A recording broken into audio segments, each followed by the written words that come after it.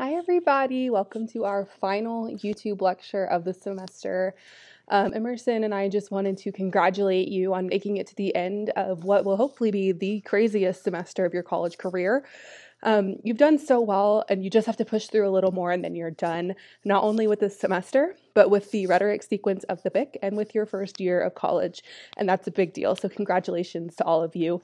Emerson's very excited for you. He's so excited that I'm going to go ahead and put him down before he bites me out of sheer joy. He's ready to leave the influencer life in his past. It's okay, we'll find a new career for him. He's only 2, so we've got some time. So you have probably noticed that I have adjusted some of your peer review groups on Canvas. Not everyone's peer review group has changed, but most of them have. This is to help those of you who are still catching up on assignments. So if you're already all caught up, that means everyone else in your group is also caught up. So you will just peer review as usual. Nothing has changed for you. So if you are behind, so if you're just missing 1 or 2 assignments, you still have the option to have Priya peer review your paper.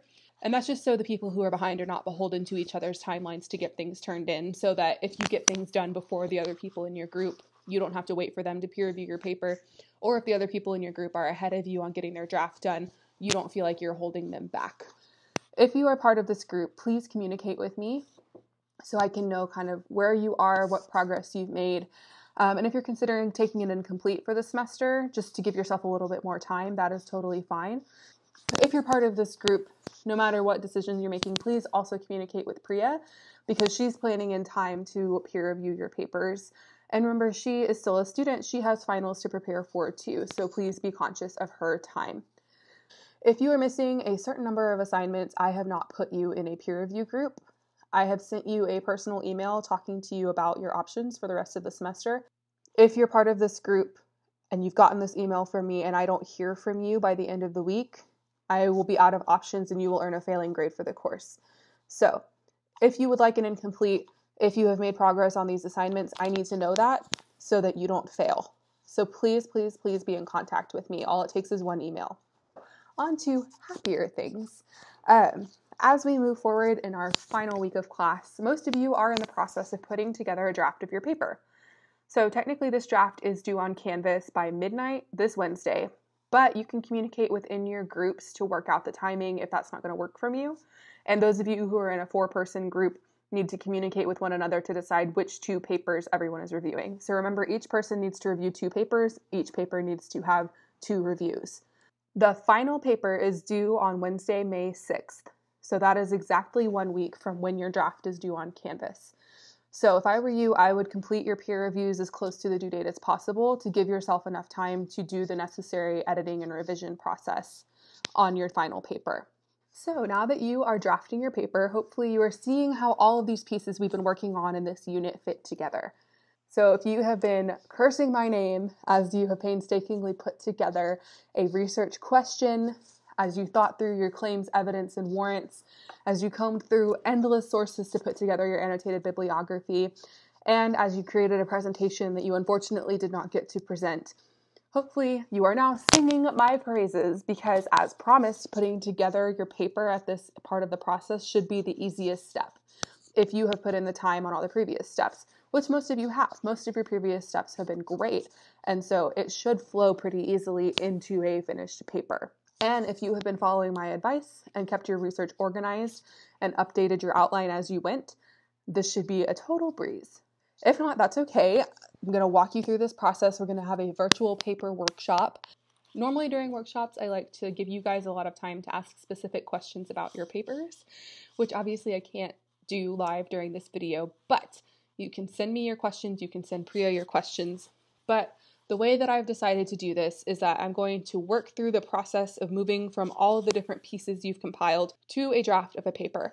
So we're going to move from the specific to the general. So I'm thinking of this as kind of working out the inner layers of the paper, figuring out the guts of the paper, to making it pretty as a whole.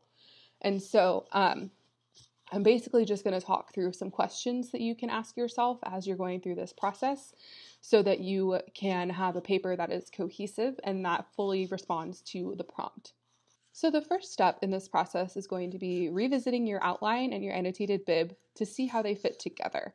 So hopefully you've already done a little bit of this. If not, that's okay. Here are some questions to ask yourself. Do your sources support the claims you made in your outline? If not, you need to find some new sources, or you need to change your claims as they are now informed by evidence. Have you connected your claims and evidence through strong warrants? Remember, your warrants need to not only explain the connection between your evidence and your claim, but also why that connection matters in relation to your thesis and your overall argument. So once you've looked at all of your claims individually, let's look at that thesis statement. So does your thesis statement make a policy claim? If your thesis statement is only about the problem, you have not covered the main part of your paper, which is presenting a policy solution, so your thesis needs a little bit of help there. That's okay. Does your thesis provide a roadmap for your paper? Now, this is going to look a little bit different than our thesis statements normally do because we don't necessarily have a nice clean 1, 2, 3. But what it should do is move us from problem to solution because that is the order of your paper. So make sure that you are giving a very general roadmap for the way your argument moves from problem to solution. So now let's look at the argument that forms when we put your thesis and your claims all together. Does the argument follow the roadmap you've promised your reader? If your thesis statement takes me in the order 1, 2, 3, and then your arguments go in the order 2, 1, 3, or 3, 2, 1, or 1, 3, 2, or any other variation of this, that's going to be confusing for your reader. I'm going to feel like I've missed something. So make sure that your roadmap is accurate. Does it progress in a logical order? So maybe they match, but maybe your thesis statement goes 2, 1, 3, and your argument goes 2, 1, 3. As a reader, that is going to be confusing for me. So make sure that you start at the logical starting point for someone who doesn't know anything about this problem or your solution and move it through logically in a way that somebody who's not as familiar with this, who has not done the research you've done, can still follow and come to your same conclusions. And have you made any unsupported logical leaps in your argument? Are there any holes? Have you set up a straw person argument? Have you made any sweeping assumptions? Do you have major terms that you've left undefined? Are you ignoring a huge objection that is commonly made in this argument? Make sure that those kinds of gaps are filled, addressed, or removed from the argument in a way that makes sense and is honest, charitable, empathetic, and all of the other principles that we've talked about through our rhetoric courses. So once you're satisfied with your argument, you have the bones of your paper ready to go, whether that's an outline format, bullet points, some kind of visual representation that helps you, whatever works. Once you have the bones and you're confident about the order, the logic, the roadmap, the strength of the argument, all of those things, revisit the prompt, because the prompt tells you exactly what each section of your paper is going to do, and you can use these instructions to thread your claims together from your outline into a fleshed out paper. So just as a quick recap, here's what each section is supposed to do. So you're going to start with an introduction, which should, you guessed it, introduce your topic. And you need to do this in a way that maintains goodwill, grabs your reader's attention, and leads us smoothly into your thesis statement, which once again makes a claim of policy. So then you're going to move on to the body of the paper, and the body of the paper needs to cover both the problem and your proposed solution. So within the section on the problem, you're going to have a description of the problem. You're going to provide some context that surrounds the problem, and you're going to discuss the significance of the problem. Now, several of you have had questions about the context section. So just as a reminder, the context section needs to give elements of context that inform the rhetoric surrounding your problem and inform your solution. So whether that is about the history of the problem, whether that's about certain cultural elements of the problem, it could be about a certain kind of language or rhetoric that's used when people commonly talk about this problem. Things like that are going to inform your context. And then your solution section should give a clear position statement that describes your policy, and then several well-developed reasons your solution will work, and finally responses to legitimate objections to your solution. So where some people really kind of get fuzzy is on the difference between the description of the policy and the reasons. So description of the policy solely describes the policy. You're not defending it yet. You're not telling me why I should believe it. You need to fully explain the entire policy in detail and then give me the reasons it will work. Because if I'm trying to explain something to you and defend it at the same time, you're going to be confused because you won't have the full picture. So lay it all out there, give me the details, and then tell me why it's going to work. And then you anticipate objections. So then once I know what you're doing and why you're doing it, then you think about what problems I might have with it, what objections I might have, and you respond to those. Remember, on the objections, you need to be charitable and you need to not set up a straw person argument. And what I mean by a straw person argument is don't set up your opposition as being stupid and having simple arguments that are easy for you to knock down. If your solution is as well researched as it should be, you should be able to stand up to legitimate arguments against it. And for most, if not all of you, sorry to be the one to break this news to you, but you are not the first person on earth who's ever had the idea of this policy, and that's okay. The reason that policy has not been implemented is because there are legitimate objections to that policy. And so you need to do your due diligence to figure out what those objections are and find a solve for them. Part of what we're trying to teach you in this course is empathy. We can't just assume people who disagree with us are stupid and wrong. There are smart people who have all kinds of different beliefs. There are all kinds of perspectives that we haven't heard of or encountered before. And so we need to know how we can interact with those perspectives and ideas and arguments in a respectful way. And sometimes we still will disagree with them, and that's okay. But our argument needs to be strong enough to do that. And then finally, you move on to your conclusion, which as usual will recap your argument and create a sense of finality and answer the question of so what. And in the case of this paper, your so what question is going to be answered in the form of a final and specific call to action. So remember that you don't necessarily have to write these paragraphs in order. They will still appear in this order in your paper, but for example, I often write my introduction last. So as you're going through this process, if you get stuck on part of it, just skip it and do the next part and come back to it eventually. So say you're going through and you're like, God, I just really still don't understand what I'm supposed to do in the context section. Make yourself a note, move on. Ask your peer review group about it. Ask me about it. Ask Priya about it. But if you get stuck, that doesn't mean you should stop drafting. It's okay. It's part of the writing process. And also remember that there is much more detail about all of this in the prompt, in the outline template that I made for you, and in the previous videos that I have shared with you. So you have resources at your disposal. I really encourage you to use those and talk to me, talk to Priya. So once you've gone through this process of making sure that your paper accomplishes the goals set out in each section, we want to think about your paper as a whole. So here are the next questions to ask yourself on the whole. Have you fully described the problem? Does your solution adequately address the problem as you have described it? Is your solution actionable by a specific person or group, and is it a measurable and or enforceable policy solution? So what that means is we want your problem to be specific and we want your solution to be specific. So if your solution is we should not be racist, great. How is that actionable? Who is we?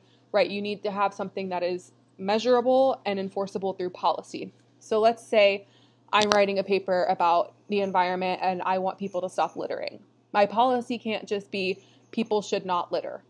That's not something that we can measure or enforce, and it's not specific.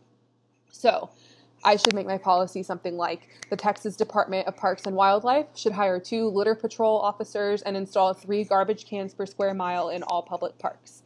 That is actionable. That's measurable. We can go count how many trash cans there are. We can interview litter patrol officers. All of these things are measurable and enforceable, and I have specifically stated who should be responsible for implementing this policy. So once you've taken these steps, you've created your draft, turned it in, and received peer feedback. Revisit the revising and editing PowerPoints that I've put on Canvas earlier this semester so you can review things like passive voice, second person pronouns, and comma rules, everybody's favorite. And as always, if you have questions, please reach out to me or Priya. Remember that you can still make appointments with the Writing Center online and with the research librarians. And if you're overwhelmed, we can arrange an incomplete for you so that you have a little bit more time to finish. Just a reminder, I want to do anything that I can to help you pass this class. All it takes is an email to me. So please be in communication.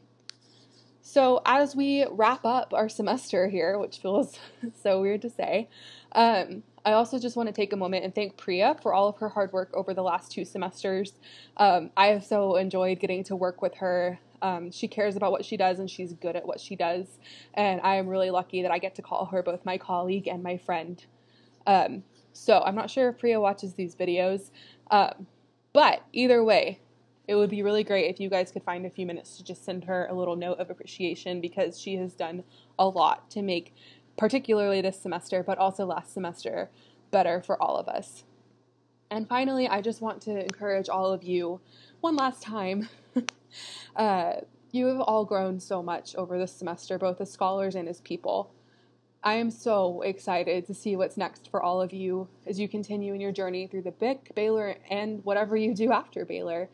I hope that you've learned practical skills through this class, things like research and writing skills, but even more than that, I hope that you leave this class with a new understanding of power and with an empathetic mindset. I hope that you're more critical of the world around you and that you interrogate the structures of power that you see in the world. I've so enjoyed being your professor, and I have learned so much over the last year. So thank you for bearing with me while you have learned rhetoric and I have learned what it means to be Professor Robbins. The first time I met some of you back in August, I had to remind myself that my name is now Professor Robbins. And now I just love being called that. I'm just so excited that I get to be called that for the next 5 years, and then I get to be called Dr. Robbins for the rest of my life. I hope that you will stay in touch. Some of you have asked me about this, so just an update. Once your final grade is entered on your transcript, feel free to add me on social media if you want to. I will not add you. You can add me. I will accept any requests from you, but I'm not going to put you on the spot and add you. But if you want to be connected with me, I would absolutely love to keep up with you. I'm on Facebook, Instagram, Twitter. You should be able to find me pretty easily on any of those platforms. And as we finish up finals week, I just want you all to remember all of you are smart and empathetic writers, and I look forward to reading your research papers.